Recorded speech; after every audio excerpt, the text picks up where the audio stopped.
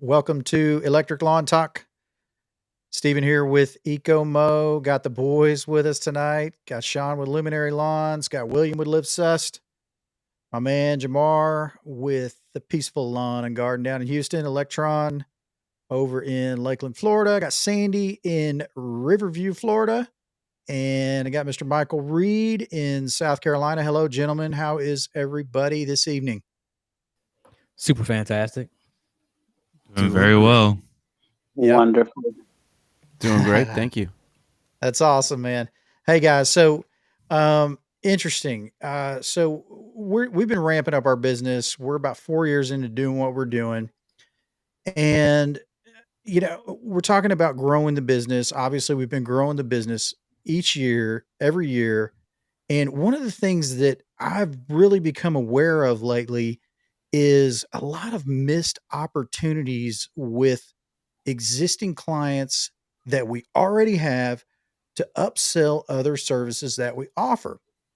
So I want to read the definition of upselling to everyone just so you guys can see kind of what the textbook definition of this is. And then I want to spin this definition and I want to jump in. I want to get you guys feedback on what you guys are doing to upsell your services to bring in additional money from the clients that you already have. Here's the definition. Upselling is the act of selling products or services to a customer who is already committed to buying something from you. One more time. The act of selling products or services to a customer who is already committed to buying something from you. So whenever I read that definition, I said, okay, all right, that's what it is. It's the act of selling product or services customers already have. I want to spin that definition. I'm going to create a new definition for everybody, and then we're going to jump into you guys' feedback. I've changed one word in the definition, and it suits what I believe as a marketer, as a sales guy, that is more important than the act of selling products. Okay, y'all ready? Yeah. Jamar's like, yeah, I'm ready. I'm going to change it to the art of selling products or services to a customer who's already committed to buying something from you. The art of selling, not the act of selling. Because ultimately, selling is an art, right? We're going highbrow now. Come on, talk to me. Yeah. Yeah, it is. It's an art. And there's that awareness piece when you're out there in the field. The reality of it is the guys, everybody's just hustling. We're working, we're cutting grass. We're just like, man, we're getting on to the next job. We got to get this done. We got the next thing we got to get on to. And everybody's got their heads down and they're getting done with what needs to be done. But there's not really a whole lot of motivation or incentive to kind of take a look around and see other products and services that your company offers that you could be selling to a client that you already have. And we don't do that well. We don't. Now, I can go drive around some of these houses, once or twice a week, and I can look around and I can go buy some houses, check some houses, and I can say, oh, yeah, they did a really good job on the yard, but the shrubs look like crap. I'm like, hey, guys, I mean, we've got an incentive plan in place where people get compensated an additional 10% by referring business internally, right? So they can get a bonus payment for referring that additional service to our company, but no one's doing it. And the reality of it is, having been on the truck, I know why they don't do it, because I didn't do it whenever I was on the truck. So I want to know from you guys, is this something that you guys struggle with also? And if it is, what are you doing to ensure that you're capturing as much business from your clients as you possibly can and maximizing that dollar from your client? Jamar, you're an expert in the communication side, right? You are, man. I mean, let's not kid ourselves. You're great at talking to people. I think you're dialed into the art of selling piece and not just the act of selling. Is this something that you guys are going through, and what are you doing to overcome it? Yeah, I mean, y'all have heard me talk about the subscription model. One of the reasons why we went that route is because I am terrible with this. I am terrible following up. I like to make the sale and then just kind of, we go on to the next one, right? So one of the reasons why we started kind of the subscription model and adding on bed maintenance and, fertilizers and stuff like that is because that way I can make the sale once, right? One of the things I learned from a lot of these other home service businesses that do a lot of one-time jobs, they talk about the metric of average ticket price, right? And so I was like, well, that's not something we talk a lot about here in lawn care. We just really talk about what it is per cut, what it is per acre, what it is per square foot, that type of thing. But we don't think about the ticket price. And so I thought to myself, okay, how can I raise that initial sale ticket price?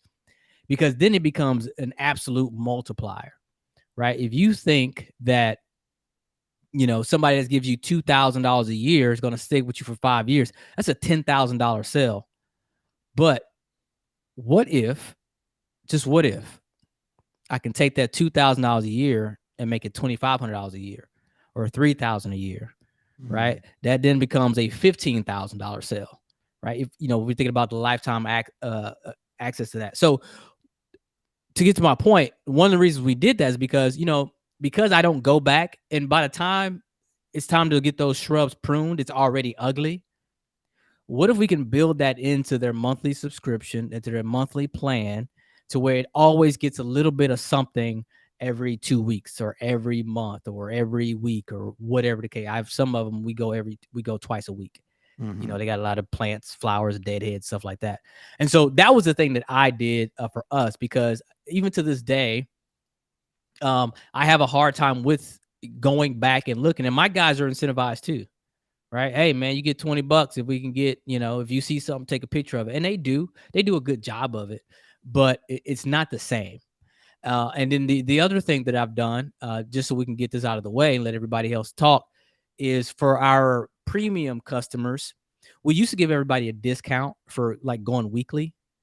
But what we've done is realize that those who are weekly are people who are not price sensitive.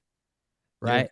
Yeah. And so we actually stopped giving that discount per se. And then one of the ways we sell that premium plan that's weekly is we also say we're going to do regular property assessments. And so with that price increase, I've taken that extra money and I'll utilize that to kind of recoup the money back to go do assessments myself. Quarterly or monthly or that type of thing, just to make sure we can recoup that money. And so those are a couple of things that I'm doing right now, just to kind of set things in place for me, because I am one of those guys that like, look, I'll make that sale and then I'll put my head down and go work on a website or go, chase a squirrel or whatever the case may be. And then, and I think I shared the story with y'all several episodes back. I lost one of my premier customers because I didn't pay attention to her shrubs and somebody else did. Yeah. So yeah, I remember you mentioning that. Mm-hmm. So good thoughts. All good thoughts. Curious, how many of your clients right now are on that plan that basically encompasses and includes everything? What percentage would you say? If you want to say everything, so like from the Shrub cleanups, cleaning monthly weeding. and the fertilizer and the mowing, we're probably about like 20%. How many? 20%. 20%? And about 40 to 50% are on one or the other. Right? Okay. Maybe they don't have or fertilizer, but they at least have some type of bed weeding or bed program. And and really the ones that don't just only have mowing is a lot of, because they're already my customers, and I haven't gone back and sold them on the new packages that we have. Yeah. Because I got them on before we kind of really started doing this last year. Yep. So have you ever gone by to kind of check any of these properties and driven up on a house like I've done several times in the last week? That's why I came up with this. I'm like, have you driven up on any of these properties and just rolled up and seen shrubs that have just completely overgrown? And you're like, man, why didn't anybody say anything about this? Do you experience that too? Absolutely, absolutely. But the other thing is like, you know, a lot of homeowners don't see it Yeah. until somebody else points it out to them, Uh huh. right? Which is also a beautiful. It's a great way for us to upsell, is because if you notice Miss Sally down the street just got mulch. That is a Mm-hmm. perfect time to sell your client on mulch. Say, hey, I noticed Miss Sally down the street got her mulch. It's mulch season. Do you want us to go ahead and take care of that, or is that something y'all gonna do on your own? Yeah. And they go, oh, she did. So they'll look out. They'll look down the street. That's And they Yeah. go, yeah, go ahead. Yeah, that'd be great. Thank you. Right? Because Uh-huh. that's social proof too. A lot of people don't understand. Like everybody thinks about like leaving reviews, right? Or having reviews is social proof. But the other social thing, the thing that we thought went out in the 8th grade, it's called peer pressure, Mm-hmm. right? And if you can point down the street that somebody else got something done, I mean, slam dunk. Yeah. Because Miss Sally just gave Susie permission to take care of that mulch, Yeah. right? And so absolutely that fear of missing out. So that is the perfect time, right? Like if I was a person who sold fire ant treatment, the perfect time to sell fire ant treatment is when the kid steps into the mound Mm-hmm. and gets ate up by fire ants. Yeah. Well, the FOMO is there. The new mulch is down the street. Let's utilize that, Yeah. right? That's the perfect time, and don't let that slip off.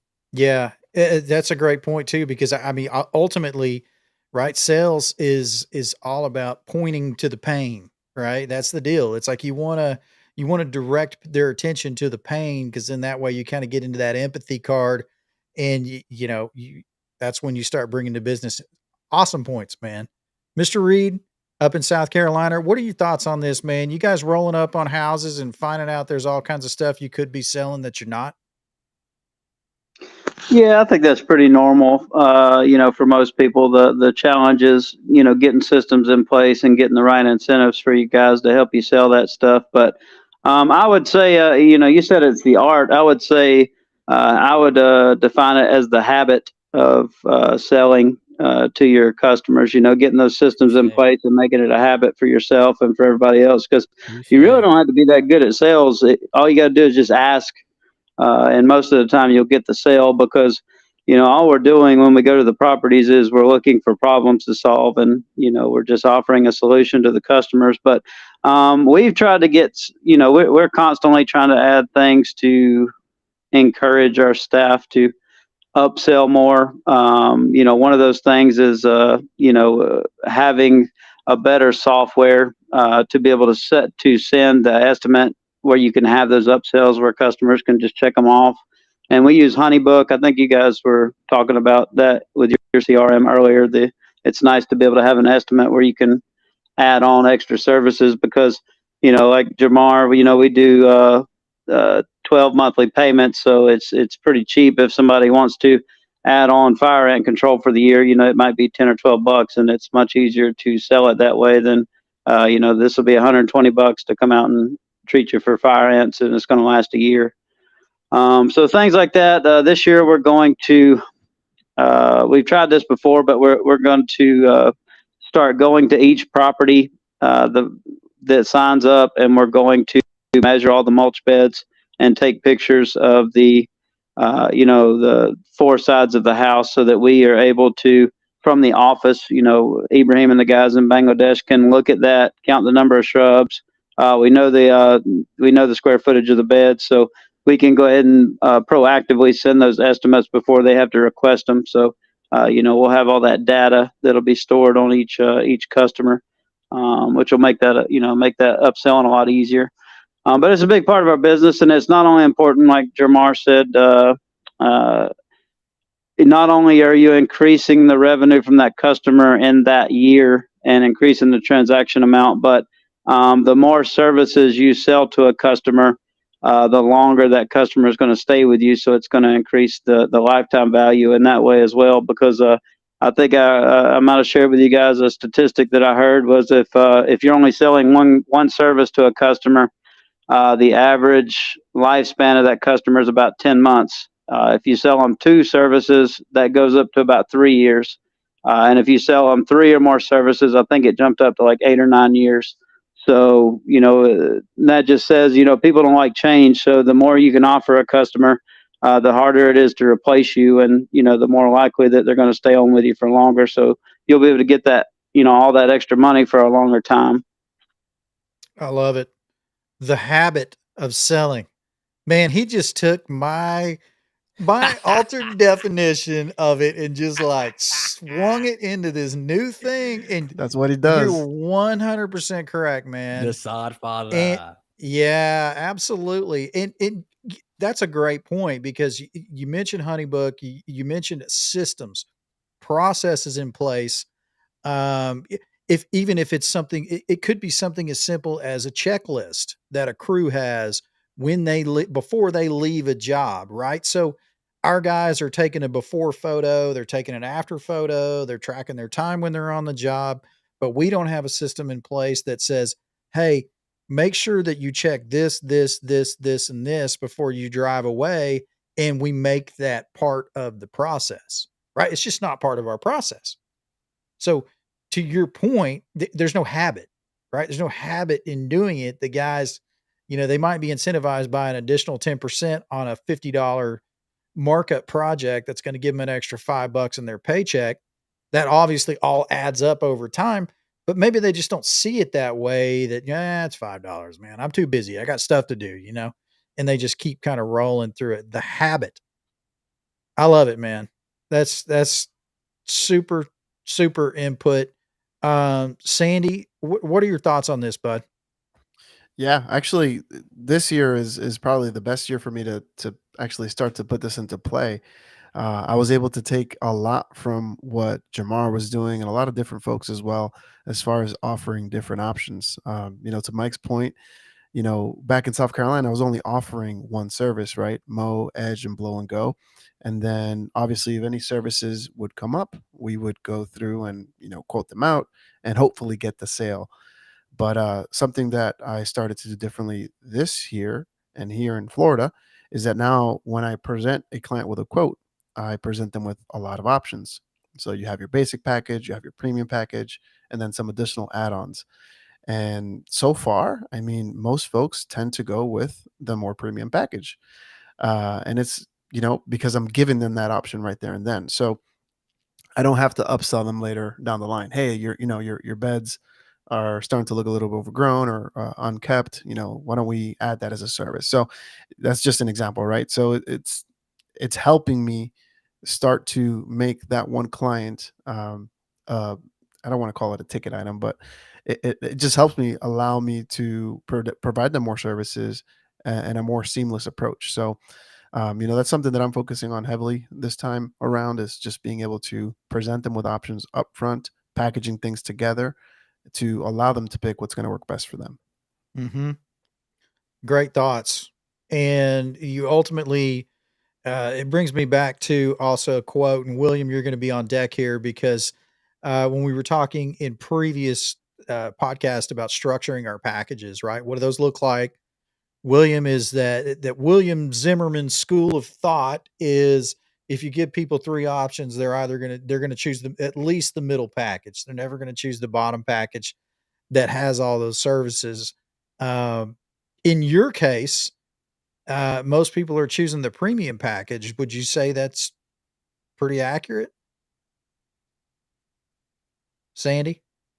Yeah. So yeah, for sure. So far, everyone that I've presented it to here has gone with the premium option, which is fantastic. Again, it kind of cuts down and me having to go back and try to upsell them on trimming the bushes or handling the ornamentals and trimming those things out. Now, obviously, it does take a little bit more work in the upfront, just because I need to be familiar with what's on the property before I do that.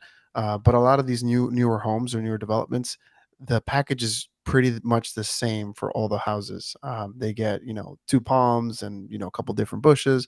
So I at least that gives me an idea of where I need to price at as far as how long it's going to take me to maintain those, whether it's, every 2 or 3 months or however often they need to do it. So yeah, they are going with the premium. It's like I said, it's just allowing me to grow the amount of services I do for them. Reduces the amount of times that I have to try to upsell them. So I'm not just offering one service. I'm offering them multiple services, and they see it as getting it from one provider, which helps reduce the chances of them having to go somewhere else. Yeah. To Michael's point. Yeah. So in that instance, if somebody chooses the middle package, right? Because you mentioned just to me a second ago that you're going to upsell them on the additional services that you guys offer. So if they choose the bottom package, right? I'm going to take the stretch here. If they choose the bottom package of all your packages and you want to upsell them on your additional services, how do you do it? What's your technique?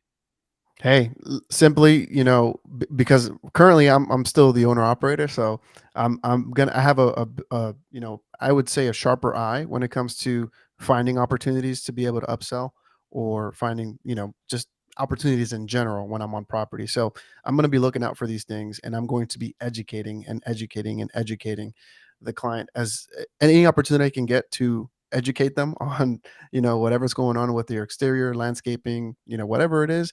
If I could become a resource for them, or a go-to, field of knowledge, whatever it is, that's an added value to them. Okay. So when the Mhm. time comes and it does need to take place, or I do need to trim that palm, they're going to think of me and say, hey, Sandy did tell me that it's about this time that it's time to start clipping these things, or, so they're going to think of me immediately.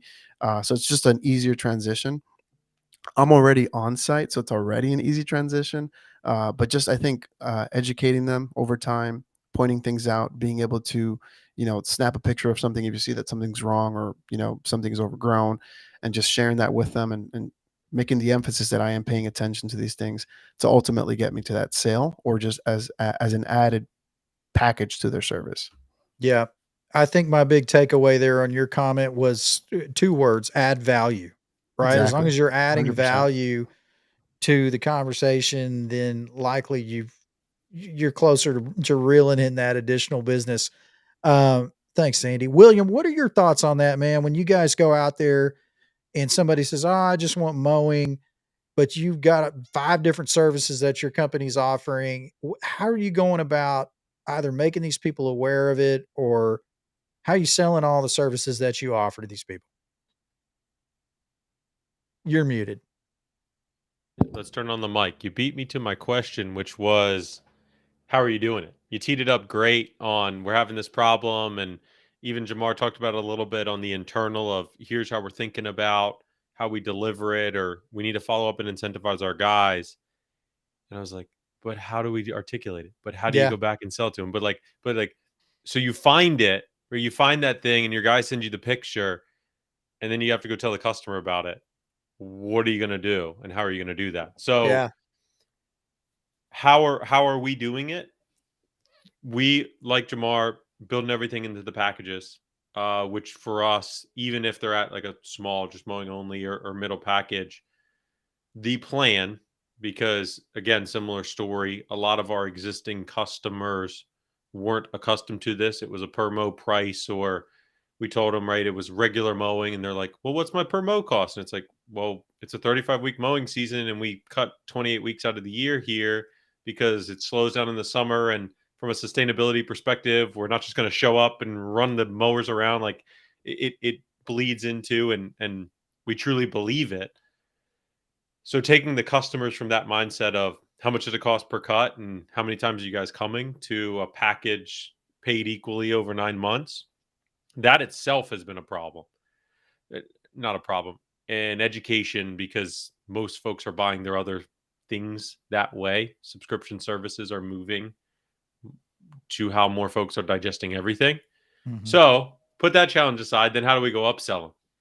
The plan, right? And I'll be transparent, right? The plan, or at least the approach, is just being customer facing and present, right? Just asking the question to the point of habit. I think Michael said it best, and that's probably the least amount of words needing to be used there is just asking them or telling them about it. How you then go do that, I forget who had made the point, right? I think Jamar, right? The FOMO piece of what you're doing is a great approach. For us, a lot of the folks and what we're trying to do from a customer perspective, and I don't know, we've talked about software, if Jobber has it, if right, kind of what we're building is going to have it in it for sure.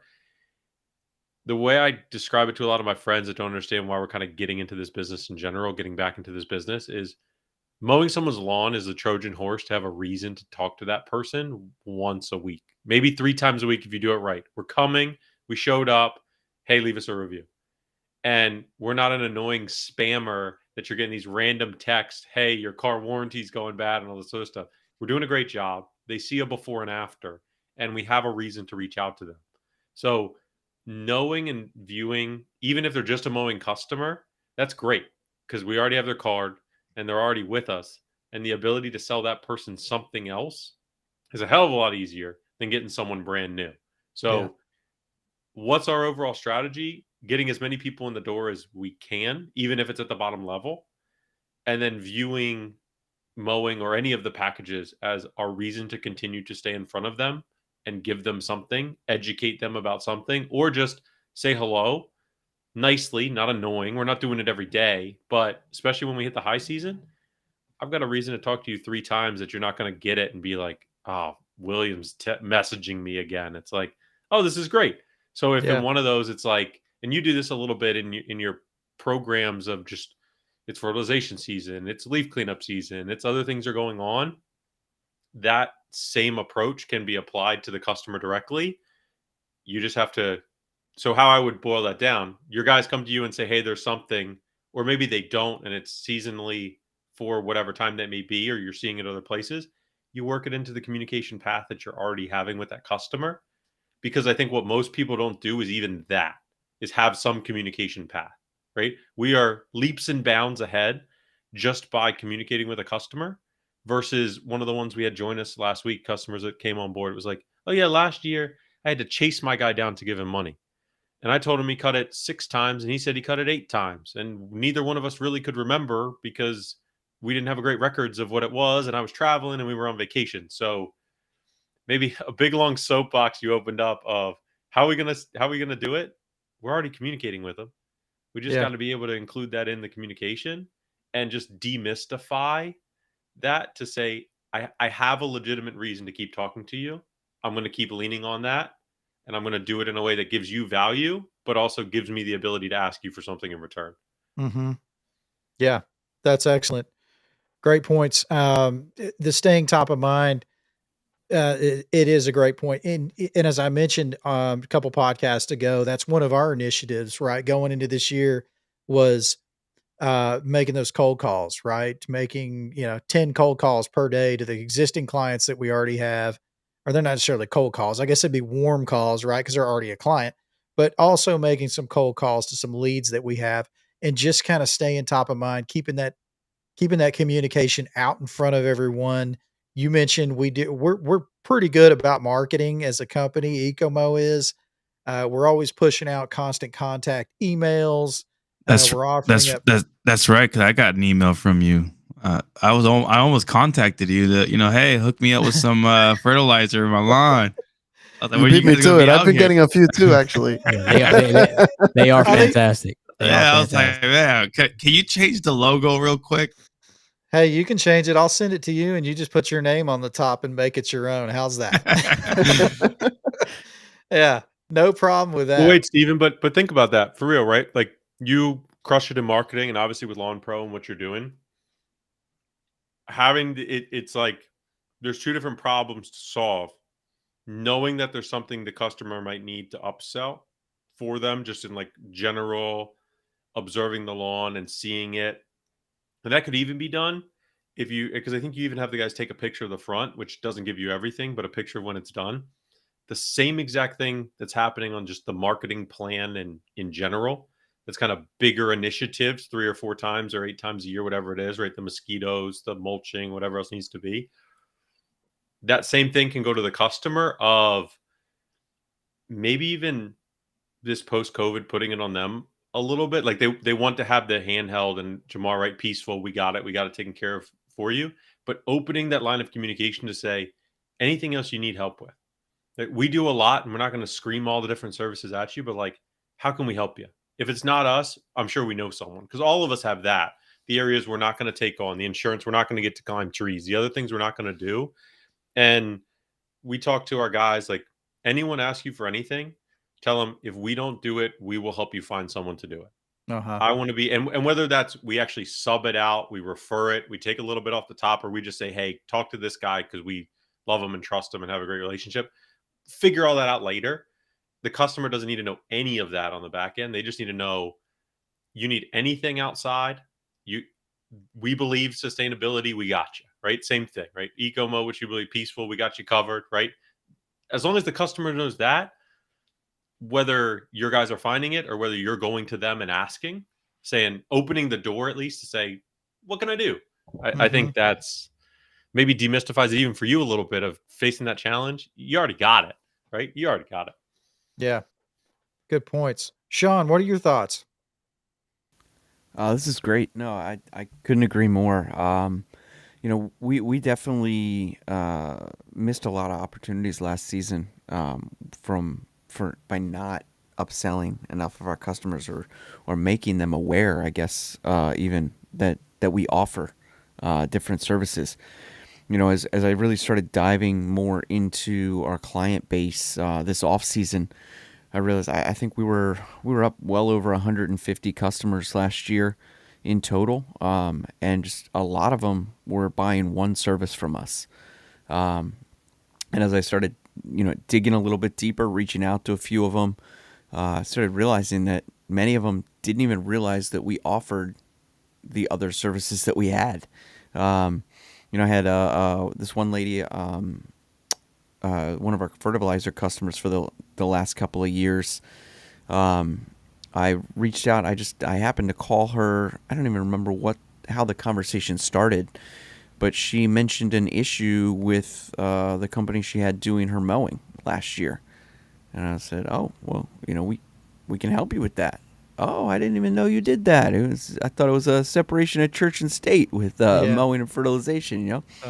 And so it's really a lot of times it's just like several of you said already. It's just making the suggestion, letting them know that you offer the service. I think something else too that I have noticed, a lot of people don't even realize they have an issue, or maybe they walk by it every single day. They just they gloss over it, right? Think about stuff in your own shop. You've got an issue with your truck or your trailer or something like that. You just kind of get used to it. You get numb to it. So I think putting it in front of them and making them look at it, I think sometimes can just be enough to spark that interest too. But like Michael said, just getting in the habit of doing that regularly.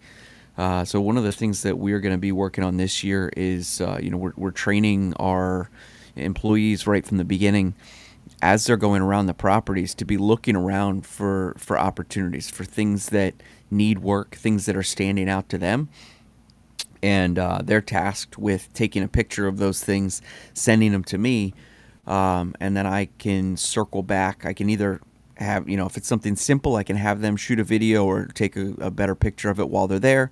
If it's something a little more detailed, I can swing by the property while I'm in the area and shoot a little video and basically put together a quote for the customer, send it over to them with the video attached, have the visual of it attached to the quote, so that there's no questions. Doesn't have to be a back and forth. Just keep it nice and simple. They can approve it or deny it, whatever they want to do. But now they're looking at the problem. They have a potential solution, and they know how much it's going to cost them. Just trying to remove that friction. Yeah. Okay. So, good points. My question for you is: you brought up something that has always intrigued me, and that is the holding your people accountable to making sure that they're keeping their heads up and they're looking at everything, and that's kind of the requirement. how are you holding them accountable to make sure that that gets done? It's a good question. It's a new, it's definitely going to be a new practice for us this year. So we're still trying to figure out the finer details. As you mentioned earlier, you have incentives in place for people, but you find that they're just not following through. You're not getting any pull through on it. My honest answer is I'm not totally sure yet. we're still trying to work that out. I don't know if it's going to be a flat price that we offer for every new business that somebody brings in, or whether it's a percentage of the service that they're selling in. So we're still kind of ironing out the details of it. I think for me, looking at it from the beginning of the season here, before we really get into the nitty gritty, I've been a lot more selective on the employees that I bring in this year. I've probably met with 30 people now for 3 positions, and so really making sure that we have the right employees in place with the right mindset, making sure that we're emphasizing the importance of everybody bringing, not only performing the work, but bringing in new business as well. Letting them know that the job security here is based on us continuing to have work to do and them performing it at a high level. It's got to be finding the work, selling the work, completing the work, and it's got to be all the way through. We can't drop the ball on any of those pieces. Just making sure that they're bought in all the way. Yeah. Yeah, it's strange because we had one crew leader that was with us for a year and a half, probably 2 years, and he also had the same incentive plan in place, right? So he would get it was 10% of every additional service that he upsold, and this dude just crushed it. It's almost like he saw the math in it and was like, "Wait a second, we've got 200." At the time when he was with us, we maybe had 200 clients. He was sending in stuff like twice daily. Hey, you need to call these people because they need a shrub cleanup. Or, we've got drones on our trucks, right? So our guys can fly a drone up and they can do a gutter inspection and do an upsell. So I mean, we provide the tools that people need, like so they can do a roof inspection for alley or channel areas on roofs that get accumulated with leaves. They can send those pictures back to us, and we can send them to the client to do the upsell. And we had this one guy who just absolutely crushed it, man. He was like, "I got this, I got this, I got this," and he was bringing in an additional couple $100 every single month on his bonus pay. And we just thought, like, okay, that's the answer. It's what we got to do. It's all we got to do is offer this 10%, and everybody else is going to do it too. And then for the last year, we've been offering that same thing, and everybody's like, they don't even care. It just Well, blows my. Let me ask you this: when you had that guy on, were you sharing his successes with the rest of the team? I don't know, Sean. I'd have to reflect on that. I would say that if I didn't immediately answer yes, then probably I wasn't. So my background, before I got into, before I started this business, I was in beer sales for about a decade, and I was sales manager for a while. Ran a couple of different sales teams, and every team I managed, we had some people. You've got your portfolio of beers that you're selling, right? And you've got your route that you're running to do those sales, and we've got good sales reps that would consistently, hit their numbers, even exceed their numbers, but they were just focused on selling the portfolio, and just they went out and they did the same thing every day, and they just kept hustling through it and powering through it. And then we had other sales reps, that we would put additional incentives, and they would see those the opportunities there, and they would just go out. If we had a 1 month push on a particular brand, they'd say, "Oh, I'm getting a bonus for that. I'm going to knock that out of the park." And it's just having the right people in place that want to go above and beyond and try and earn that extra money, try and prove their worth to company. But then also at the same time to try and get everybody else to buy into it, making sure that there is that loop, that follow up, and showing everybody, hey, this is what can be done, this is what can be achieved, this is how much more money this person is making because they're focused on these items that we're putting in front of you. They're taking Yeah. advantage of these opportunities. Yeah, absolutely. You know, it brings me back to my old days. I mean, obviously, I've always been in sales my whole life. So, I mean, I'm almost 50. So, I've been in sales for almost 30 years. But being a physician recruiter, you know, I was on a sales team and we would have these meetings in the morning and then we would have a meeting at the end of the week and we would have celebrations and there was like a bell, right? And every time anybody brought in a contract, you ring the bell. So, Ding. you made me think of something that's actually a really good idea. I'm so glad this is going to be my takeaway. We're not even done yet. There might be a better takeaway than this, but so far, this is what I got. And that is like a board in the shop that is showing and tracking these the bonuses that people are being paid for referrals, internal referrals. So if I've got like a whiteboard in the shop that everybody can see every time somebody does an upsell, that can get written down and it can be tracked. So at least everybody else sees that, right? I think there is I'm on to what you're saying. You're 100% correct. What a great idea. I'm not putting it in front of everybody. I'm not sharing it with everybody else that Adrian, you know, a former crew leader, was making $200 a month on bonus commissions. I don't know about you, but everybody wants an extra $200 a month, right? Yeah. And maybe these people just had no idea that this person was even bringing in that money, you know, upselling those additional services. One of the other tactics we use to try and get buy-in in a team and in a group on things like that as well too. If we were running a specific incentive, you know, if you just say whoever gets the most upsells in a given month gets a bonus, right? Well, you might find that month after month you've got one person that's just killing it, and you know they do deserve to get that bonus too. But then everybody else just kind of trails off and stops even trying for it. Yeah. So one of the things that we experimented with in a few of the positions I was in is we would kind of create like a monthly lottery. So every time you get an upsell, you get an entry into that lottery. And so that way, like, people don't feel like, well, I'm out of it, I'm not going to get the bonus, I'll just give up and mail it in. They'll keep trying. They're not going to get as many opportunities. So more than likely, the person that's getting the most is going to be the one that gets the bonus. But it still gives everybody a chance at it. Yeah.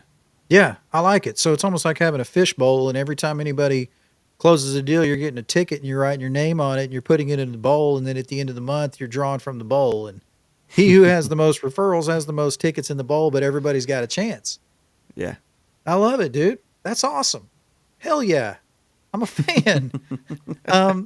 Dan, I'm not going to leave you high and dry, buddy. What are your thoughts on all this? I don't want to talk no more. You know, just You haven't- forget you about it. haven't- You're you so haven't talked at all. excited. You're so excited with his stuff. Honestly, I I'm mean, done. I was excited. Yeah. No, That it's was some funny. good stuff.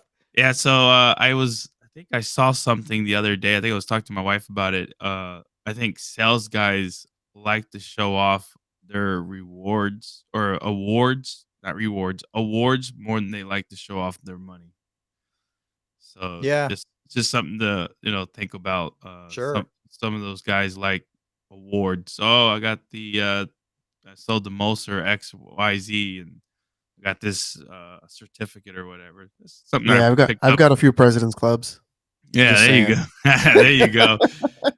It's a lot of them like those Rolex. I guess you could put up a Rolex for your team there. That way they can have that. But that's something that I saw the other day. But for us, I think kind of pick similar to what you guys were saying. A lot of it's going to be trying to see if our guys can take a look at the property, send us some notes back to us, and then we'll be able to share that estimate right after we see it. We send the estimate out to them, and then we'll go from there. Yeah. But again, this is how do we incentivize or get our personnel on the field to do that? It's really creating that habit and then also incentivizing them to be able to have that. So giving them a fixed rate or a percentage or something from that to them, to them be able to make some extra money. That way, the company actually makes money as well. But you have to find the right mindset at people to have that though, because a lot of people will be the ones that are always there, come to work, and they don't really care about getting more. They just Yeah. want to work, just come in and do the good job, not the bare minimum, but a good job. But they don't want to go above and beyond because they're like, that's not my business. You know, Yeah. I just need to get the work done. But there's some people that will work hard and say, you know what, I want more. I want the company to grow. As it grows, it gives me more opportunity. That's the kind of people you got to find. And I think that's the challenge into that. And then you become lead with an example, right? You show them what you're doing out in the field. If you're not doing it, why do you expect your team to do it? Right. Right. So if we're not able to perform that exact duty, then our team's not going to be able to do it. So Well, that's something how that you make it their business too. That was a great thing you said, right? Some people come in and they want to do a great job. It's not knocking them. They want to do a great no, job. you need those They want to people, do a right? great job and go home. Heck yeah, you do. Yeah. Because if not, you have too many right cooks in the kitchen. We said that on one of our first orientation days. It was like everyone can have an opinion, not everyone can have a vote, right? And I think that's a huge way to look at it, right? But is it? I have a question. When you guys were talking about the payout, and Steven was getting all giddy on what Sean was saying. I know, right? How do you pay that out? Said one of them said monthly. Before you kind of were talking about the scoreboard, and I think that might solve it. But I was curious if there was you could track it in the business somehow, but like instant gratification, instant reward. Like you said, guys like to see the results. Like, is there that comes in, closes way, or have you ever tried or experimented with? How do you get them paid quicker than, oh, that month we'll total it up and it'll be added into your check? Well, the check side was bigger. So, but the taxes came out, so you kind of don't figure it out. So I think the scoreboard kind of solves what was, I saw maybe a problem 5 minutes ago when we were on that topic, but thoughts or opinions on separating that reward or that payout out of their monthly check so they feel it more in some way. Well, I think you almost have to from a payroll perspective. You have to either run it as some sort of bonus in compensation. You have to. Yeah, the tax will come out differently commission wise. So you call it out. But I'm saying like separate check or. But I think you're allowed to give a certain amount as a gift card. So if you do like Amazon gift card or whatever has it, that's what our old company used to do. So like if you would come to work every single day for a month, they'll give you an instant gift card for $100, right? That's so cool. Like that was just a gift card. So they had like an allowance of how much gift cards they can give out a month, and then if we never ever got to that height, so it was just I don't know if that's like something that needs to be looked up or whatever, but I know that's something that you can do. Like I think even Mike Andes has something on his system where he kind of incentivizes it. If they close that deal, they get X amount of money. Either is a gift card or something, and that just comes out of the advertisement budget. I believe that's how he does it. Yeah, we don't have. So we use Lawn Pro software. It does not have anything, so we do have to track that manually. But we do pay it out monthly in cash. Right. So that's kind of how we do it. It seems to work. You can obviously put it in somebody's check if you want to. And to your point, William, when you put it in somebody's check, they probably don't realize, but whenever they actually get, a couple $100 or $100 extra in their hand at the end of the month or the beginning of the next month, that's usually when we would do it, the Monday or Tuesday following the beginning of the month. Right. They're going to get an extra, $100 or an extra $200. That's kind of what we've been doing to incentivize folks. And to Sean's point, and the reason why I was so enamored by Sean's point is I realized one of the key things that we're missing, and that is we're paying out these bonuses and each person individually, right? Come on, we got 5 guys, right? Yeah. And every one of them just does a badass job. So it's not like anybody doesn't do a good job, right? They work hard and they get everything done, and we have very few complaints. And they are incentivized, but and again, I want to circle back around to that, because you guys are like, "Oh, you're so giddy over Sean's point," but it's true because we weren't broadcasting what everybody else has been getting, Yep. right? They might talk to each other, but we don't know that. They might be just staying quiet about it. When we make everybody else on the team aware, hey, Jonathan got an extra $200 last month because he took 30 minutes of his accumulative time over the last 30 days and referred some internal business or some leaf clean, some Yeah. gutter cleanups or some roof, or some shrub cleanups. And it took 30 minutes of his time to make an extra couple $100. We're just not broadcasting it, right? And even that scoreboard there, you almost don't have to put the numbers, right? If you've got this guy's got 5 next to his name, this guy's got 2, and you've got none, and it's 10%, and you're like, you might not even need to know the full math to know that 5 means a hell of a lot more than my 0 and that 2, and each one of them is going to be chasing after. I mean, that's any sales one, right? You get the scoreboard, and you get a true sales guy. All they want to do is be number one, right? Yeah, you're literally Just- creating your own KPIs at Yep. the end of the day, and people Yeah, love to see that. People love to see it, Yep. and it's going to make them competitive. It's going to make them try to beat the other guy out or person. Yeah, internal And- competition, right? Exactly. The Yeah. this is funny. So, I don't know if whatever. So there's a company, that has a company in Mexico, and then they have one in Texas, out in San Antonio. And what they do, they actually compete for the same contract bid, even though it's the same company. Huh. So like they'll get the bid for, hey, we need to build X, and they'll actually compete against each other, and they'll send it out to. I think there's like 6 companies of they just do exact same thing, but all 6 of them will compete against each other on the same contract to see who gets it, either Texas, California, or Texas, Mexico, and somebody else. So that was something I found funny, but again, that's something that I've picked up on friendly competition in the work field. Yeah, good points. Raising that level of internal competition. So we have about 7.5 minutes left. Michael Reed, are you still on the line? I'm just asking because I'm about to throw something out for everybody. I just want to make sure you're here. You can just give me a yes. Here. Okay, cool. So here's what I'm going to do. I'm going to throw out a little lightning round question for you guys. Great points. First of all, thank you, everyone. This is very helpful for me as we continue to scale our business and to scale the existing clients that we already have.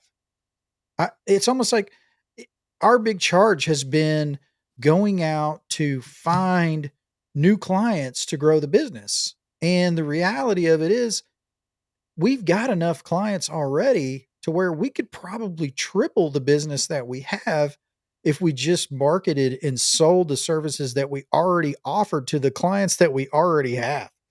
And we've And got it's a going to strong, cost you less in marketing to do it. absolutely. And Sean, as I'd mentioned, that's part of our initiative of making these cold calls, getting people on the phone, staying top of mind. We're hopping big back on the email campaigns again. We're just, we're always pushing stuff out, and it's working. I mean, here we are, just 2 weeks on the eve of spring here, and we have seen more explosive growth. And I know all you guys have, and it's so cool to watch, all of us, because we've been together for a while. Jamar's got a new van with a wrap on it that's just badass. Gerhardt's up Looks there working, great. yeah, Gerhardt's up there working 25 hours a week. Like, I mean, just we're all doing awesome things. And we have seen some explosive growth the last 2 weeks. And it's not just by happenstance, right? This happened for a reason for us because we've been on the phone for the last 3 weeks, making phone calls to these people, having conversations, pushing out emails, staying top of mind. Guys, I had a client email me 3 days ago who's been a client of mine for 3 years and said, "Hey, I just saw an email from you guys and I didn't realize that y'all did spring cleanups." Okay? Huh. This has been a client for 3 years that just assumed that we have just been doing lawn mowing services and that's the only thing that we offer. And I consider us to be a pretty good marketing team, but clearly when we start seeing evidence like that, I'm like, well, we're not as good as we thought we were. You know? Well, just know that a lot of people don't open up their emails. Yeah, that's true. Or we So- just don't send enough emails, right? Well, one or the make other, enough phone calls. or you just need to text them. Yeah. Maybe text them that 100%. form. You're absolutely right. If we were hammering all the channels and we had been consistently hammering all the channels, this person would not have emailed us 2 days ago. They would have already known. Yep. And we would have been able to capture that business. So that brings me to my quick little lightning round question for you guys. And we're going to wrap this up. I'm going to hammer these at you. I'll go one at a time. You got about a minute. My big question in all of this is, should you incentivize your people, right, to bring in additional business for your company for services that you already offer? Michael Reed, you're first up. Yeah, of course. You you guys have made me think. Brought up a lot of great ideas, and I've been thinking of some other ones at the same time. But so yeah, being able to incentivize your guys, being able to show that in front of the rest of the team, have them compete against each other. I think that's a huge component of it. I also think there's a reality that many types of people that will be in this line of work they're not salespeople. And, like you said, they're in the habit, they want to go get the job done. And, the more systems we can put in place to make that easier to get the work sold. Like, for example, like I said, what if we paid our guys $5 to take pictures of the property while they were there servicing it? And then, our guys that are paid to sell, the ones that are the good salespeople in the office, they can take that data and actually do the upselling and stuff like that. So, I think, like I said, I think it's very important. You want to incentivize your guys, but I also think you want to, have those habits or those systems in place to make sure that stuff gets done, because it's unlikely that most people are going to think to look for that stuff when they're in the course of their day and they're, going through their daily routine. You kind of have to either make them do it or have some kind of system for that to happen. Okay. Thank you. Jamar, should you incentivize your people for upselling services for your company? As my boy Tupac said, there's a bear in the woods and a white piss with a white fluffy rabbit. The answer is absolutely yes. Okay. Anytime you can get your team on the same page, moving in the same direction, the incentive aligned, you want to do that. Awesome. Sean. Yeah, absolutely. I think anytime you can align, like Jamar said, anytime you can align incentives between your employees and the company, I think it's a good thing. William, what are your thoughts, bud? YES. We got a big No doubt. YES. Big No doubt. YES. Awesome. I love it. Sandy. Hell yes, I'm a sales guy, so all day. Incentivize, sell. Let's do it. Dan, what are your thoughts? Yes, absolutely. You should. I love it, man. Okay, guys. Well, listen, I appreciate everybody tonight. I've got some takeaways. I hope everybody else got some takeaways. I got a bunch of notes. I wrote down add value, create habits, focus on missed opportunities, systems in place, incentivizing our people, sharing the wins with the rest of the team, creating internal competition. This has been very helpful for me. Thanks, guys. I really appreciate everybody. And we'll see you guys next week. Cheers. Hell yeah. Yeah. See y'all. Thank you. Peace. Great job tonight, Steven.